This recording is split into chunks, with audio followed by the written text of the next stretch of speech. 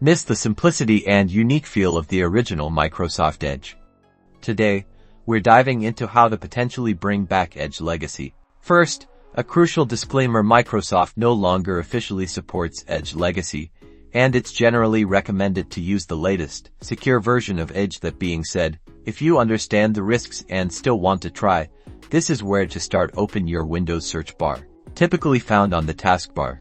Type Regedit and press Enter to open the Registry editor. This is an advanced tool, so please proceed with caution. In the Registry editor, navigate to this key. I'll put the exact path in the description box below. It's essential to double-check you're in the correct location before making any changes. Look for a word value named allow downgrade. If it doesn't exist, right-click in the right-hand pane, select New, and then DWORD 32-bit value, name it allow downgrade. Double-click allow downgrade and set its value data to 1.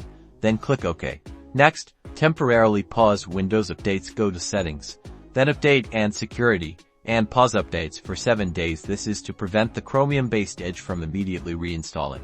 Now, go to your control panel and find Programs and Features. Locate Microsoft Edge and attempt to uninstall it. If it gives you an option to also uninstall the new Edge, go ahead and select that. After uninstalling, restart your computer. There's a small chance Edge Legacy may reappear. However, this method is not guaranteed, and the browser may be unstable. Remember, using unsupported software carries security risks. If this method doesn't work, Edge Legacy is likely completely removed from your system. Be sure to re-enable Windows updates after this process is complete.